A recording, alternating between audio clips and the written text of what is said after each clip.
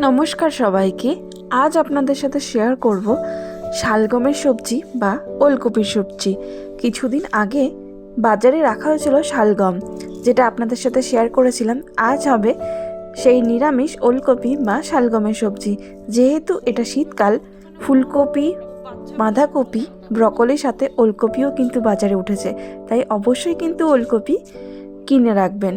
আর আজকে আমি যেভাবে দেখাবো সেইভাবে বানালে কিন্তু আপনাদের ওলকপির প্রতি ভালোবাসা বেড়ে যাবে। আর এইভাবে ওলকপি বানাতে প্রথমেই ওলকপি এবং আলুগুলোকে ছোট ছোট করে টুকরো করে নিতে হবে। যত ছোট ওলকপি কাটবেন ঠিক ততটাই ছোট আলু কাটতে হবে। আর তার সাথে লাগবে কিছুটা পরিমাণে মটরশুঁটি, যেটা কিন্তু 10-12টার বেশি নয়। আর তারপর ওলকপিগুলোকে ভালো করে 3 থেকে 4 মিনিট মতন একটু গরম জলে ভাপিয়ে নিতে হবে, তাহলেই মোটামুটি অর্ধেকটা মতন সিদ্ধ হয়ে যাবে। আর তারপর এই রান্নাটা শুরু হবে। আর এখানে না বলে রাখা ভালো, ওলকপি যতটা সম্ভব ছোট দেখে কিনবেন, তাহলে ভেতরে যে শিরটা থাকে সেটা পাওয়া যায় না। একটু বড় হয়ে গেলে শির বেরোনোর একটা সম্ভাবনা থাকে।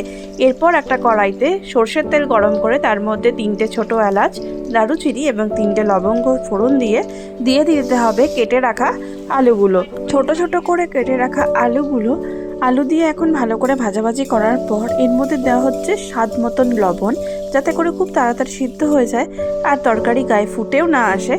একই সঙ্গে এখানে আদা গ্রেট করে রাখা হলো, তার সাথে দিয়ে দেওয়া হলো একটা গোটা টমেটো। ইতিমধ্যে আমাদের শালগমটাও সিদ্ধ হয়ে গেছে, দিয়ে দেওয়া হলো সিদ্ধ করে রাখা শালগমটা। এখন খুব ভালো করে ভাজাভাজি করে দিয়ে দেওয়া হলো মটরশুঁটি। 10-12টা মতন মটরশুঁটি এখানে লেগেছে, এর বেশি নয়। আর মটরশুঁটি দেওয়ার সঙ্গে সঙ্গে কিন্তু ঢাকাটা দিয়ে দেবেন, না হলে মটরশুঁটি কিন্তু সোজা ছিটকে গায়ে চলে আসতে পারে, সেক্ষেত্রে একটা বিপদ হবার সম্ভাবনা থেকে যায়। তাই মটরশুঁটি ব্যবহারের ক্ষেত্রে সঙ্গে সঙ্গে চাপা দেওয়াটা কিন্তু ম্যান্ডেটারি। আর তারপর মটরশুঁটিটা একটু সঁতে হয়ে গেলেই এর মধ্যে দিয়ে দেওয়া হলো রেগুলারের মশলাগুলো। 1/2 চামচ পরিমাণ হলুদ গুঁড়ো, 1 চামচ পরিমাণ ধনে গুঁড়ো, 1 চামচ পরিমাণ জিরে গুঁড়ো, সামান্য একটু জল দিয়ে এখন ভালো করে মশলা কষিয়ে নেওয়া হচ্ছে। আগে থেকে গ্রেট করে রাখা আদাটা এই পর্যায়ে দিয়ে দেওয়া হলো। এখন ভালো করে সব কিছু মিশিয়ে নিয়ে এর মধ্যে দেওয়া হচ্ছে 1 চামচ পরিমাণ লঙ্কা গুঁড়ো এবং সব সবজির সাথে সমস্ত মশলা এখন ভালো করে কষিয়ে নেওয়ার পালা। যত বেশিক্ষণ ভাজা হবে তত বেশি কিন্তু তরকারির স্বাদ খুলবে। যেহেতু এটা নিরামিষ রান্না, আপনারা কিন্তু চাইলে একটু মিষ্টিও এর মধ্যে দিতে পারেন। ওপর থেকে এখন দিয়ে দেওয়া হলো জল, কারণ আমাদের মশলা কষানো কমপ্লিট। এবার যতটা পরিমাণ ঝোল রাখতে চান সেই অনুযায়ী কিন্তু দেবেন জলটা। আর তারপর ঢাকা দিয়ে মোটামুটি 5 থেকে 7 মিনিট ফুটতে দিলেই আমাদের কিন্তু ওলকপির তরকারি একদম রেডি হয়ে যাবে।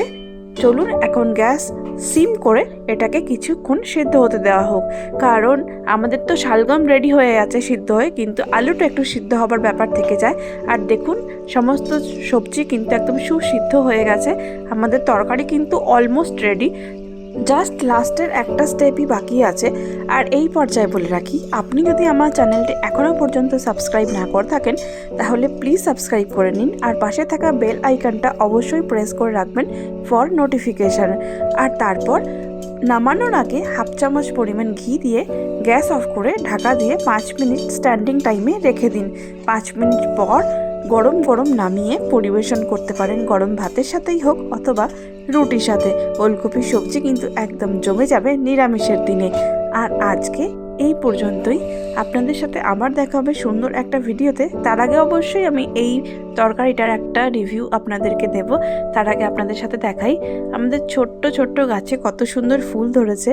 সবারই শীতকালীন একটা শখ থাকে গাছের, তো সবারই মতন আমাদের বাড়িতেও কিন্তু ফুল গাছে ফুল এসছে। আপনাদের ফুলগুলো কত বড় হলো আর কেমন হয়েছে অবশ্যই কিন্তু জানাতে পারেন আমাকে কমেন্ট বক্সে। আর আজকে খুব সুন্দর রোদ্দুর উঠেছে, যে কারণে আরও বেশি ভালো লাগছে দেখতে।